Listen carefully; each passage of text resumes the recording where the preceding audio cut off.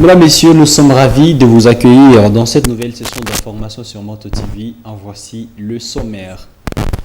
Des combattants ADF et leurs collaborateurs ont été présentés à Béni ce mardi 7 mars. Parmi ces premiers arrêtés par l'armée figurent des auteurs des attentats sanglants qui ont eu lieu à Béni et à Kassindi et qui ont fait une dizaine de blessés. Butembo bénéficiera de quelques projets importants dans le cadre de la culture. Il s'agit notamment du jumelage avec la ville italienne de Naples. La ministre de la Culture, Catherine Foura, qui a fait cette annonce, a parlé d'un projet qui aidera à promouvoir la culture. Voilà tout pour les titres.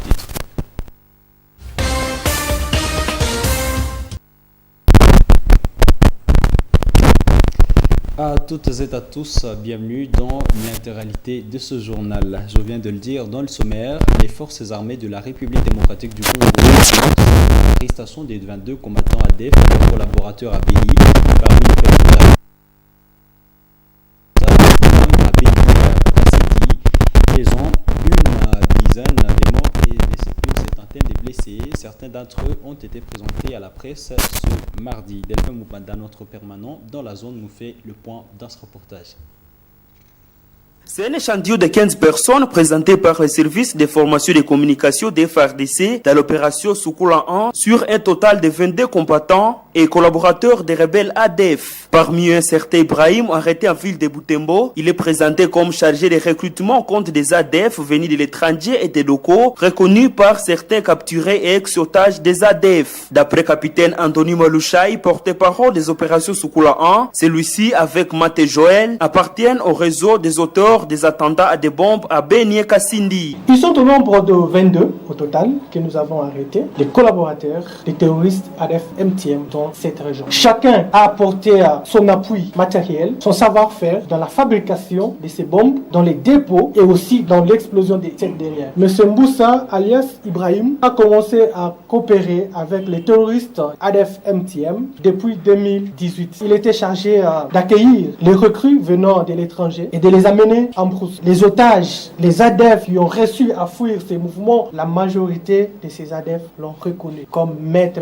recruteur. On a construit quand même une maison pour notre ami dans la ville de Butembo. Cette maison était devenue un dépôt quand on fabrique des bombes dans la vallée de Moalika. Ces bombes étaient d'abord acheminées dans la ville de Butembo, dans sa propre maison, avant de donner au réseau, aux poseurs qui viendront maintenant déposer ces bombes à Kassindi, au marché Ma Campagne, donc à Béni, et aussi dans d'autres lieux stratégiques déjà ciblés par ses chefs. D'autres ont été arrêtés dans la chefferie de Bachou. L'armée congolaise les présente comme ravitailleurs de vivres, non-vivres et médicaments aux insurgés ADF. L'autre encore, c'est un juriste arrêté en ville de Goma qui poursuivait l'instruction des dossiers des ADF à la justice et qui corrompait pour faciliter leur libération. Sans citer le contexte d'arrestation d'Mbanzu Musinzo Efrem, l'armée congolaise affirme qu'il a déjà été transféré à Kinshasa. Ces présumés combattants collaborateurs des ADF, certains étaient surpris des charges portées contre eux, mais sans avoir autorisation de parler. Ils sont à la disposition de la justice pour instruction de leur dossier. C'est une énième présentation des combattants ADF capturés ou collaborateurs. La population ne fait que réclamer l'ouverture des audiences publiques. En début de l'année 2023, la région de Béni a de nouveau été victime des attentats terroristes imputés aux ADF. Au moins 17 civils avaient trouvé la mort et près d'une centaine d'autres blessés.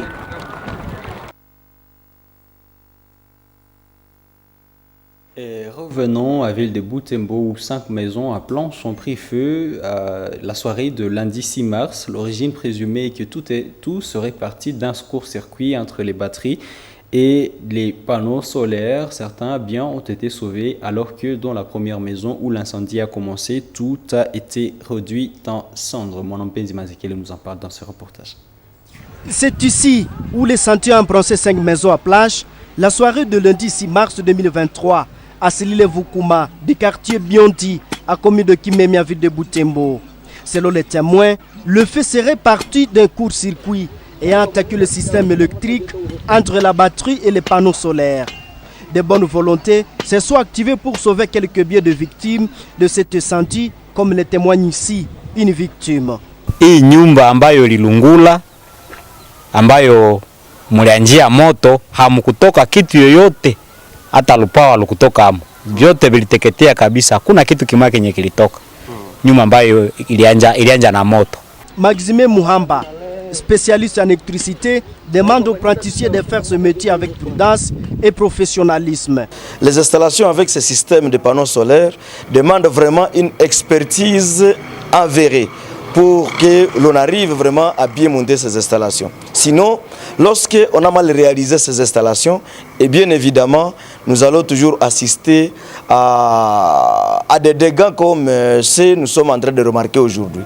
En fait, les techniciens doivent toujours se faire assister par des ingénieurs parce qu'avec un ingénieur, au moins on sait faire un dimensionnement responsable.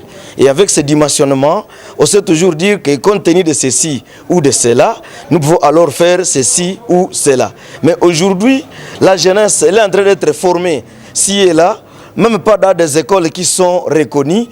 À Butembo, des incendies sont devenus fréquents. Il n'y a pas plus d'un mois, un immeuble à 5 niveaux à Bruta des entrepôts avait pris feu au quartier Kambali, au centre-ville. D'après nos sources, c'était à cause d'une installation électrique mal faite. Aucun dégât humain n'a été enregistré, mais plusieurs dégâts matériels sont signalés.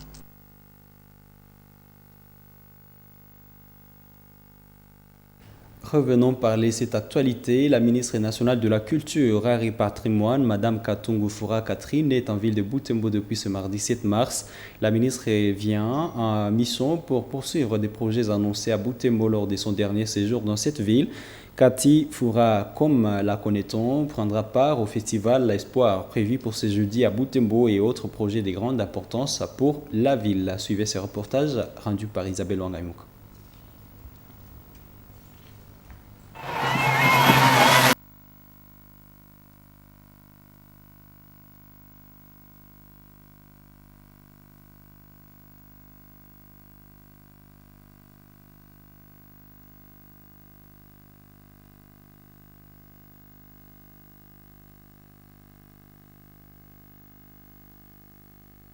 Voilà. Mesdames, Messieurs, nous allons revenir sur cet élément un peu après. Revenons sur ce fait. Un homme a tué sa femme dans une dispute conjugale et s'est suicidé par la suite samedi 4 mars en cellule Vutaïra au quartier Kiahala en commune Boulenguera. John Kameta, président de la société civile en commune, indique que tout serait parti d'une dispute conjugale. Déplorant le fait, il appelle la population à lutter contre les antivaleurs et à promouvoir la dignité humaine. Suivez John Kameta dans ce propos. Il y a la peine qui varie de 6 à 5 ans, mais aussi il y a la peine de perpétuité. Une situation qui a inquiété et qui a surpris plus d'une personne. Et le fait s'est passé dans la cellule Océan, quartier qui est à la commune de Boulenguera. C'était le samedi soir vers 21h15 que cela a été vécu. Il faut le dire que tout a commencé par l'incompréhension entre le mari et sa femme. Ils étaient tous dans leur chambre à coucher et malheureusement leur dispute est allée trop loin au point où le mari a fini par donner des coups de boxe, arrivé même à ôter la vie à son épouse et a constaté que le forfait était déjà commis et que l'irréparable était déjà arrivé. L'homme a décidé de boire ce que nous appelons l'acide sulfurique. Vous savez comment cela est toxique. Les voisins ont été alertés, mais malheureusement, les voisins ont tenté de l'amener à l'hôpital. Une fois à l'hôpital, le pire était déjà arrivé. Il faut le dire que dans la parcelle, ils avaient un enfant d'autour de 17 ans. L'enfant était dans la cuisine. Vous le savez, dans notre coutume, les enfants n'ont pas l'habitude d'entrer dans la chambre des parents et que donc tout ce qui pouvait arriver là-bas, l'enfant n'était pas en tout cas impliqué de près ou de loin pour savoir qu'il y avait des disputes entre le mari et son épouse. C'est une situation qui a vraiment que nous condamnons avec force comme société civile parce que arriver à ôter la vie et se donner la mort, ça inquiète et ça nous amène même à demander aux partenaires de privilégier les dialogues.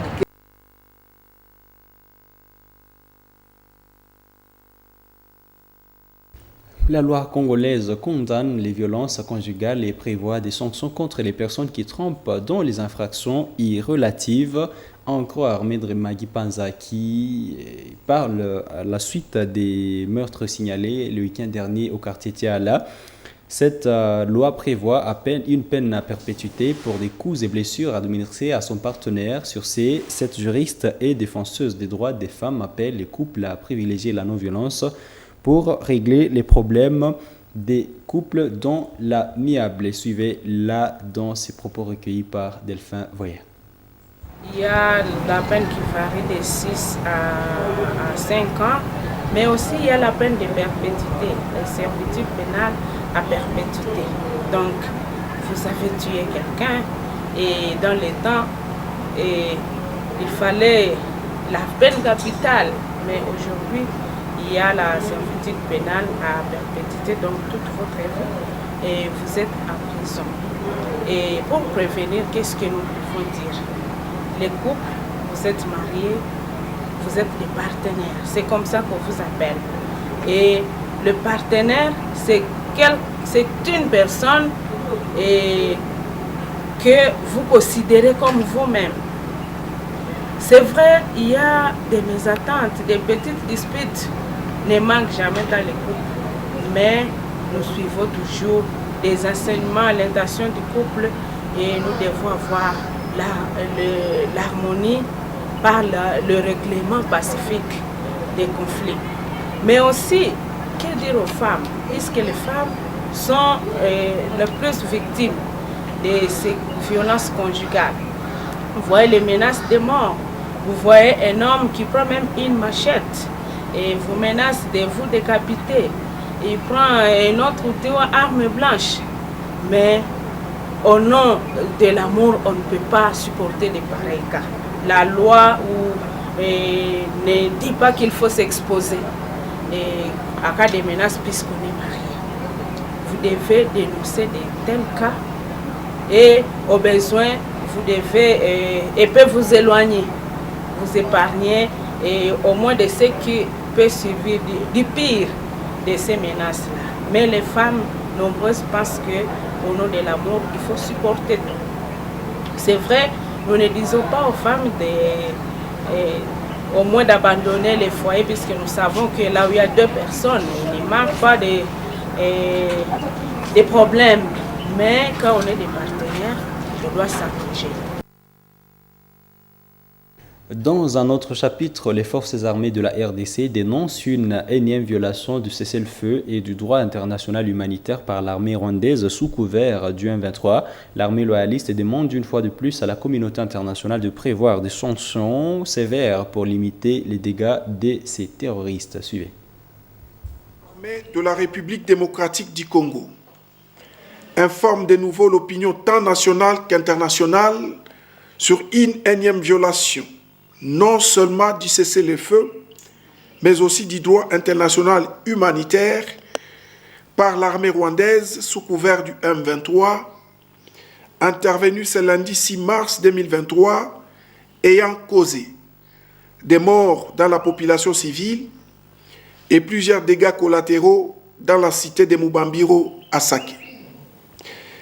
En effet, vers 16h30 de ce lundi, les M23-RDF ont tiré plusieurs bombes au mortier 120 mm sur la cité de Sake, dont 2 orientées précisément à la base de la MONUSCO de Mubambiro, 2 au cantonnement du contingent burundais récemment déployé dans le cadre de l'East African Community Regional Force EAC-RF en sigle, 2 autres dans les camps de déplacés, ainsi que 2 autres dans la cité fortement peuplée environnant Mubambiro. Cet agissement barbare et terroriste a causé des dégâts dont voici les bilans provisoires. 3 personnes mortes, dont 2 sur place et une autre à l'hôpital. 7 personnes gravement blessées, dont 6 internés actuellement à l'hôpital Sebeka Ndoshu et une à l'hôpital général de référence de Goma. Une maison complètement détruite à Saké.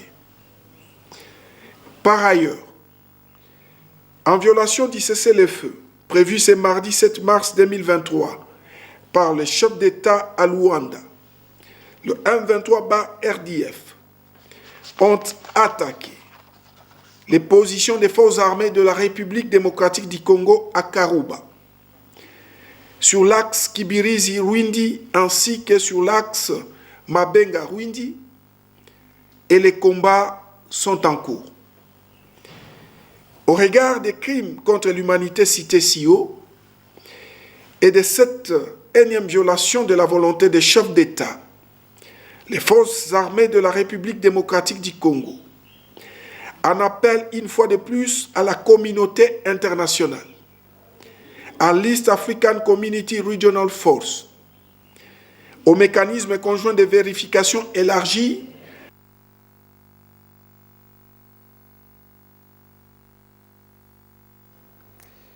Une délégation de la Commission nationale des contrôles des armes légères et des petits calibres et réduction de la violence armée est en mission de service à l'est de la RDC. Cette délégation est conduite par le secrétaire permanent au ministère de l'Intérieur, Sécurité, Décentralisation et Affaires coutumières. La délégation a été reçue par le gouverneur de la province du Nord-Kivu. Nous sommes dans une équipe, dans une mission d'évaluation, de marquage d'armes ici au Nord-Kivu et précisément à Béni.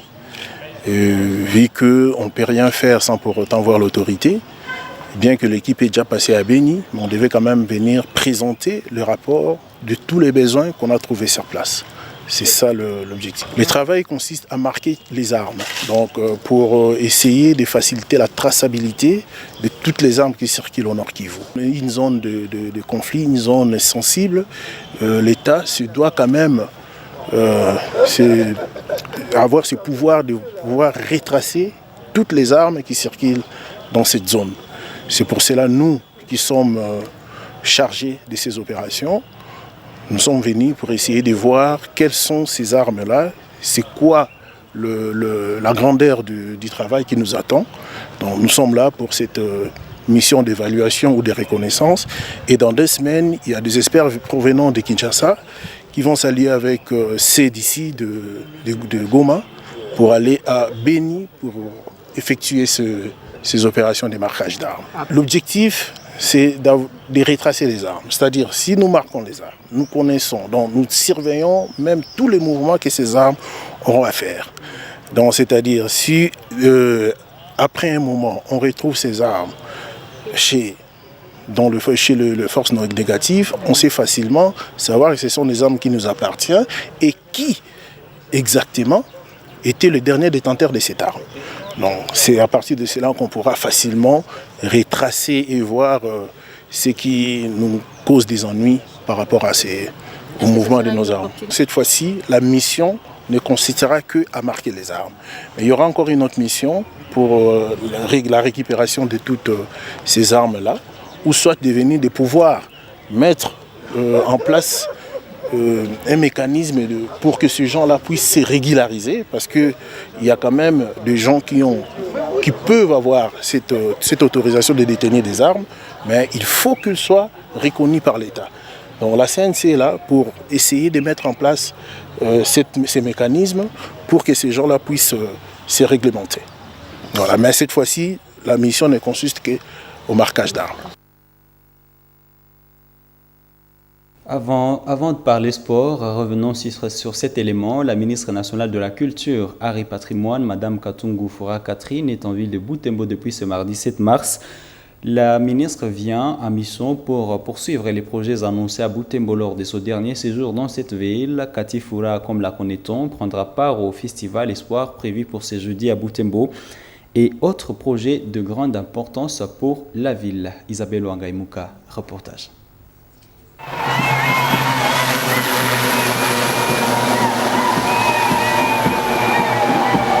C'est sous cette grande mobilisation que Mme Catherine Furaha foule les sols de Butembo. Des honneurs officiels, des civilités, de joie de retrouvailles avec des anciens collègues et coéquipiers Rien n'aura manqué dans l'accueil de la ministre de la Culture, Art et Patrimoine. 5 mois seulement après son dernier passage à Butembo, cette fille du terroir retrouve la ville pour la poursuite des travaux qu'elle a initiés en faveur de la culture locale. Il s'agit entre autres de la tenue d'un festival dit d'espoir annoncé pour jeudi 9 mars, mais aussi pour annoncer la réussite du jumelage de la ville de Butembo à Naples, une ville italienne, pour la promotion de la culture. Je viens d'arriver ici en province de Martinique, en mission dans le cadre de l'administration pour venir poursuivre les activités qui avaient déjà commencé, les activités sur le festival de sport. J'ai pu obtenir le budget 2023 du gouvernement pour la construction des grands centres de la ville de Butembo. Et en marge de ceci, j'ai obtenu aussi un jumelage de la ville de Butembo avec une ville italienne de Naples pour que nous puissions vraiment faire une grande coopération avec les chercheurs des universités de notre pays, mais aussi avec les écoles secondaires. Faire une sorte de coopération. Notre ville étant une ville commerciale, voir dans quelle mesure nous pouvons faire des échanges commerciaux et nous ouvrir au monde.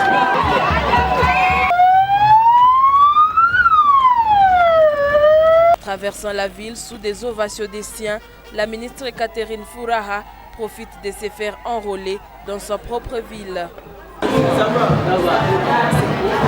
Après avoir suivi les protocoles mis en place, la ministre de la Culture, qui avait déjà rempli ses identités à partir de l'application mobile Prérap, conçue pour cette fin, détient sa nouvelle carte d'électeur.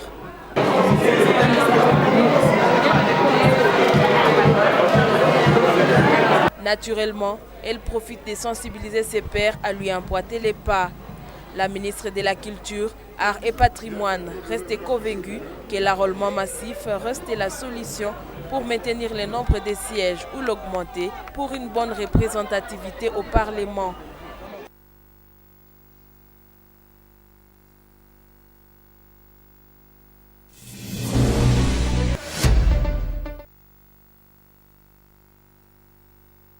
En football, dans le cadre d'accueillir des nouveaux étudiants à l'Université de l'Assomption Congo, un match de football a eu lieu ce mardi 7 mars 2023 au stade de Kambali. L'équipe des anciens a eu raison de celle des nouveaux sur le score de 2-1. Après le match, le détecteur des talents à l'équipe de football à l'UAC, Olivier Tiswaka, a apprécié la prestation des nouveaux étudiants.